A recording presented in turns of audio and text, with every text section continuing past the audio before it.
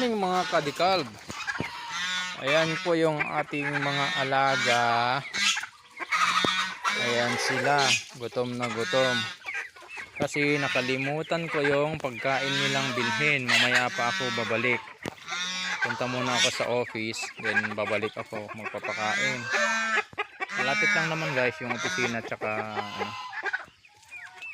bahay.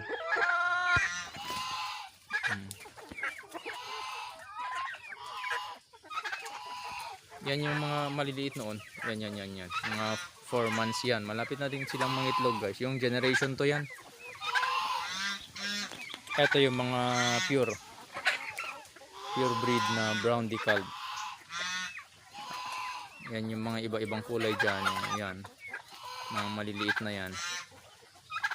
Lahat ng mga rooster. Except doon sa original ko na rooster yan. At saka yung malaki ito. Original yan. Galing sa yan, kabilang farm. Silipin natin yung mga sisiw guys kasi nakita ko may bagong hatch. Ay eto, mag-isa pa lang. Isa lang siya guys. Yan. Bagong sisiw na naman. Mga kamanok. Hanap tayo, baka may matulungan tayo.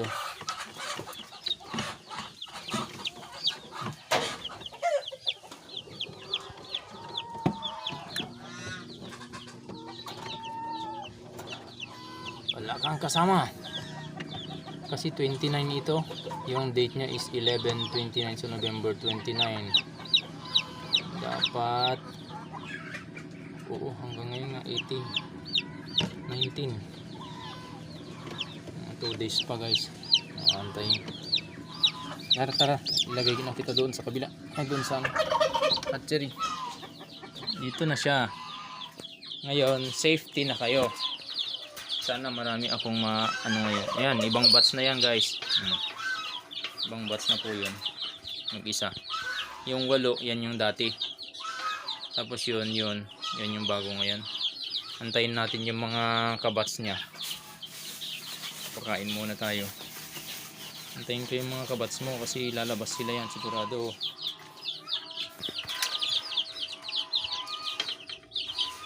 Kain. Pinatapon nyo naman yung pagkain nyo. Kayo talaga sinasayang nyo yung pagkain nyo. Yung mga mami nyo walang pagkain ngayon. Pass muna. Bibigyan ko na lang ng gulay. Tapos mamaya babalikan ko sila. Hihiya na yung isa. Wala na siyang kalaro. Nandun lang siya sa sulok. Ito yung mga naunang batch guys.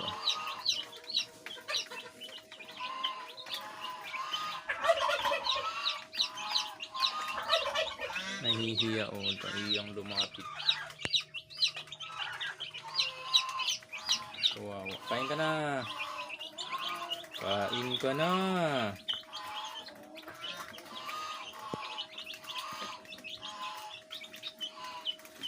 May problema pa rin ako guys. Kasi pag nasa ilalim yung daga, sigurado kakagatin niya yung mga paa pa rin. Dapat mas pino pala yung screen dyan sa ilalim kasi sa mga side, kasi makagat niya pa rin yung paa ng manok, yung mga lalabas dun sa butas sa ilalim. Yun lang, pero sana wala na. Tatrack ko na naman ulit pag may nakita ako. Yan yung bahay niya guys. Mansion, naka granite tiles. Yan, naka granite siya. Ganyo, galing dalawa.